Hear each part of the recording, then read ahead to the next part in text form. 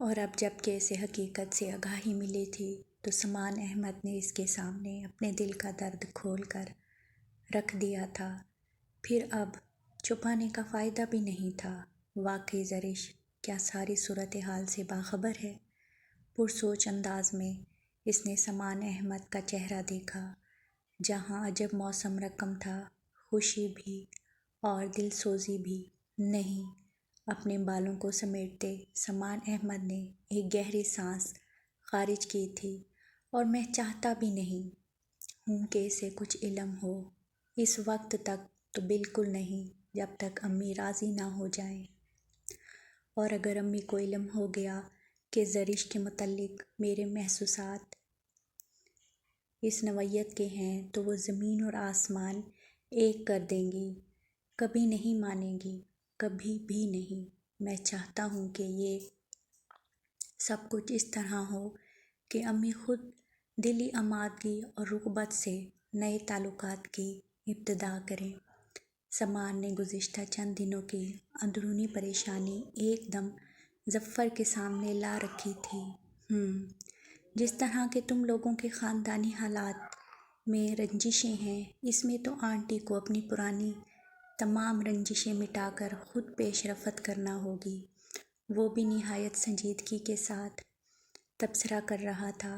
سمان احمد نے باغور دیکھا، اس کے چہرے پر سے چند لمحے والی شرارت کا عکس ڈھونڈنے سے بھی نہیں مل رہا تھا۔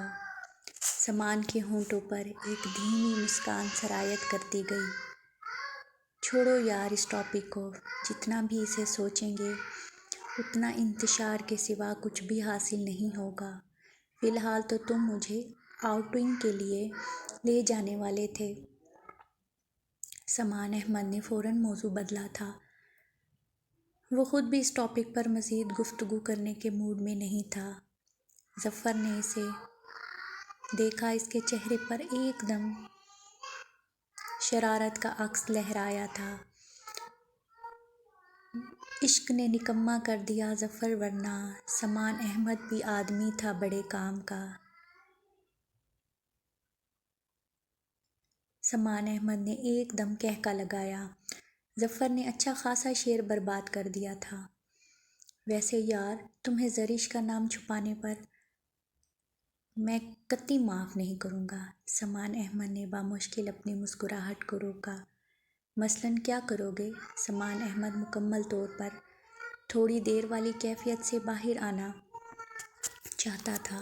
مثلاً کیا کروں گا کہ سارے کوشچنز تمہیں دے ماروں گا اور اس کے بعد اچھی سی چائے پیوں گا اور بعد میں تمہیں لے کر آؤٹنگ پر جاؤں گا۔ اور تم نے چائے کا جو آرڈر دیا تھا وہ کہاں ہے؟ ڈاکٹر ظفر نے واقعی بیڈ پر بکھرے سارے کوشچنز ایک ایک کر کے سمان احمد پر اچھالنے شروع کر دیے۔ یہ کیا کر رہے ہو تم؟ انسان بنو، ڈاکٹر ہو مگر حرکتیں دیکھو اپنی۔ سمان ادھر ادھر ہو کر اپنا بچاؤ کر رہا تھا، مگر ظفر باز نہ آیا تو اس نے بجائے ادھر ادھر بھاگنے کے زمین پر بکھرے کوشچنز اٹھا کر اسے مارنے شروع کر دیے تھے۔ ایک دم ہی کمرے میں کوشچنز بکھر گئے تھے۔ چائے کا میں نے سغرا کو پیغام دے دیا تھا، فرحہ نے تیار کروا لی ہوگی۔ تم بیٹھو، میں دیکھتا ہوں۔ سارے کوشچنز ظفر پر اچھال کر سمان احمد دروازے کی طرف بڑھا۔ اس سے پہلے کہ وہ دروازہ کھولتا، آنے والا چائے کی ٹرالی لوازمات سے سجائے دروازہ دھکیل کر کمرے میں داخل ہو گیا تھا۔ سمان احمد جہاں تھا وہیں کھڑا رہ گیا۔ سمان احمد اسے آج پورے 4 دن کے بعد دیکھ رہا تھا۔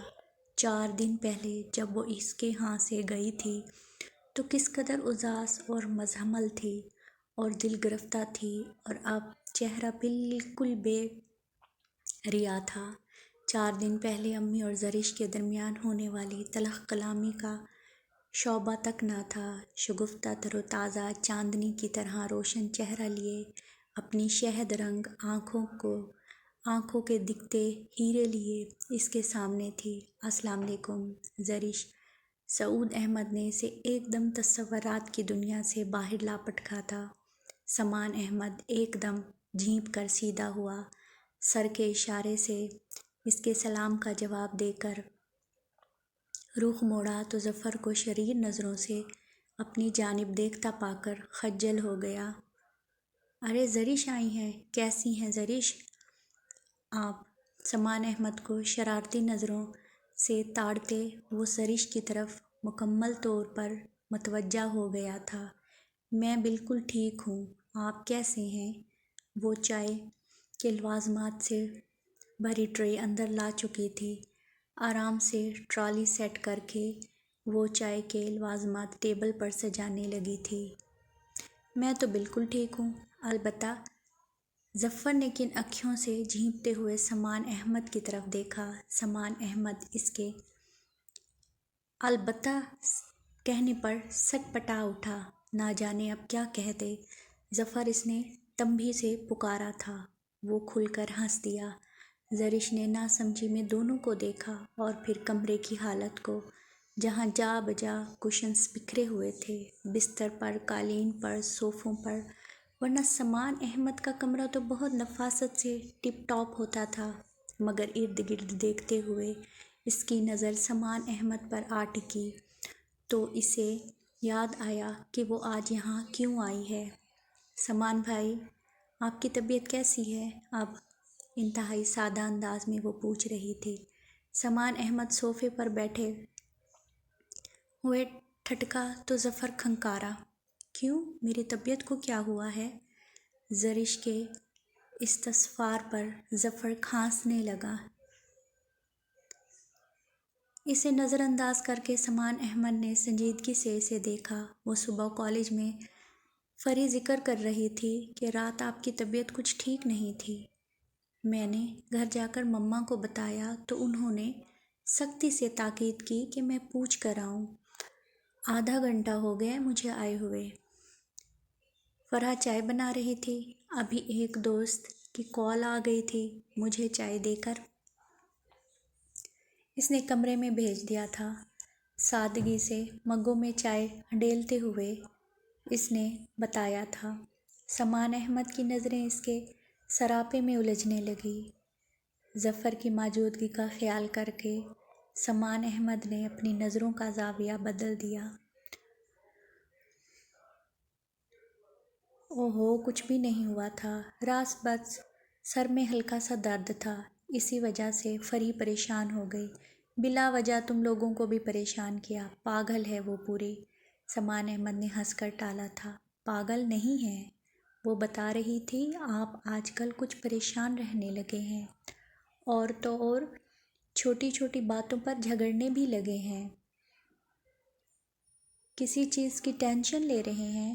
مما بھی یہی کہہ رہی تھی اور علی بھی، جبکہ میں خود بھی یہی محسوس کر رہی ہوں۔ آپ بدلنے لگے ہیں، کچھ بات ہے ضرور جو ہمیں نہیں بتائیں گے۔ چائے کا مگ ظفر کو دے کر اس کی جانب بھی مگ بڑھائے بہت اپنائیت سے اور محبت اور خلوص سے وہ پوچھ رہی تھی۔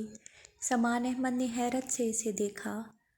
وہ اپنے اندر کی جنگ تو خود لڑ رہا تھا، اور پھر ان لوگوں کو کیسے خبر ہو گئی کہ دھوکہ ہے تم لوگوں کا؟ مجھے کوئی ٹینشن نہیں۔ شہد جیسی ہیروں کی طرح دمکتی صاف شفاف آنکھوں سے خلوص اور اپنائیت سے نظریں چرا کر اس نے کہا تھا، ایسے کیسے ہو سکتا ہے؟ ہمیں کوئی وہم نہیں ہوا، اتنے سارے لوگوں کا مشاہدہ غلط نہیں ہو سکتا۔ اب آپ پہلے والے سامان بھائی نہیں رہے، بہت تبدیل ہو گئے ہیں آپ۔ وہ سامان احمد کے چہرے پر اپنی آنکھیں گاڑے بالکل سنجیدہ تھا۔ سامان ہنس دیا، پھر ظفر کا خیال کر کے لب بھینچ لیے۔ ظفر بھائی، آپ ہی ان سے پوچھیں، ایسی کیا بات ہے جو یہ ہمیں نہیں بتا سکتے؟ کم از کم علی اور فرح کی پریشانی کا ہی خیال کر لیں۔ اب کہ اس نے بالکل خاموش مگر زیر لب مسکراتے ظفر کو بھی گھسیٹا تھا۔ ظفر ایک دم سٹ پٹایا تھا۔ پھر سمان کو معنی خیز نظروں سے تاڑتے ہوئے ہنس دیا۔ بے فکر ہو جائیں زرش مسعود احمد، سمان احمد کو جو مرض لاحق ہے وہ لا علاج ہے۔ ہاں اگر آپ تعاون کریں تو یہ مسئلہ حل ہو سکتا ہے۔ وہ آخر میں شرارت سے ہنس دیا تھا۔ زرش کے خاک پلے بھی نہ پڑا۔ کیا مطلب؟ وہ الجھی تھی۔ مذاق کر رہا ہے یہ، تم جاؤ۔ اس سے پہلے کہ ظفر مزید گل افشائی کرتا، سمان احمد نے فوراً زرش کا دھیان بٹایا تھا۔ وہ یہی سمجھی کہ سمان احمد اسے ٹال رہا تھا۔ چلی تو میں جاؤں گی، مگر ایک بات میری سن لیں آپ اس تبدیلی سے متعلق میں مزید جان کر رہوں گی۔ میں فرا نہیں ہوں جو آپ کی باتوں سے بہل جاؤں۔ بات ہے ضرور، میں پتہ کروا لوں گی۔ وہ اسے اپنے ارادوں سے خبردار کرتی کمرے سے چلی گئی تھی۔ سمان نے اس کے جاتے ہی ظفر کو گھورا۔ تمہاری زبان بند نہیں رہ سکتی تھی؟ میں نے کیا کیا ہے؟ ایک ہی گھونٹ میں چائے ختم کرتے اس نے معصومیت سے پوچھا تھا۔ سمان بے چارگی سے اسے دیکھتے اسی لمحے کو پچھتایا جب ڈائری ڈاکٹر ظفر کے ہاتھ لگی تھی۔ پہلے تو وہ اس کے عشق کے فرضی قیافے لگا رہا تھا، مگر اب تو اس کے پاس زرش کا پورا حوالہ موجود تھا۔ جاری ہے ابھی۔ امید ہے آپ کو یہ ناول پسند آئے گا۔ اچھا، پچھلے ناول بھی ہمارے چل رہے تھے، لیکن میں نے سوچا کہ ایک نیا سلسلہ سٹارٹ کرتے ہیں۔ اگر آپ کو پسند آئے تو پلیز لائک کیجیے۔